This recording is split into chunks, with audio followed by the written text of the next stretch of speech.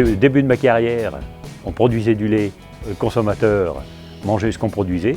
Et aujourd'hui, c'est à nous adapter. Le consommateur demande quelque chose et à nous adapter à produire ce que le consommateur désire et qu'il est prêt à y mettre un prix, quoi. Voilà.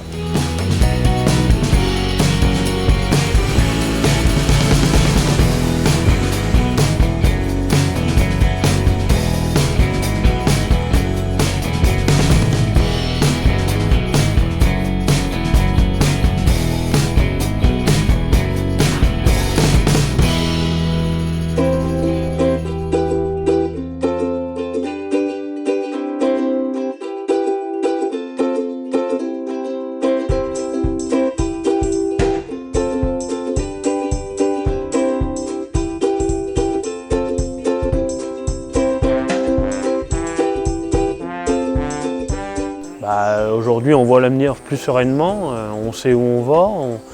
On avait un acheteur italien qui était très à râler pâquerette en fait, on savait pas ce que demain sera fait. Et aujourd'hui, ils vont nous sauver l'exploitation, hein, parce que de toute façon, on n'aurait pas tenu coup éternellement comme ça. Voilà, on espère que le consommateur va jouer le jeu, et voilà.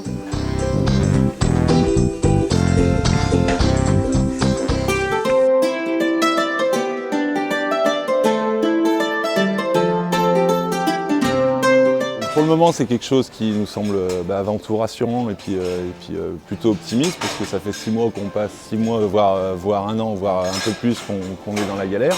A priori, si les consommateurs ont donné tout ce qu'ils souhaitaient au niveau des vaches, au niveau de l'alimentation, du garantie sans OGM, du pâturage bien sûr, nous déjà ça nous conforte un petit peu dans notre travail, parce que justement nous ça nous changera absolument rien dans notre manière de travailler. Après reste à savoir si derrière au niveau des achats et tout ils joueront le jeu, et puis si ça suit derrière, quoi. Ça on verra.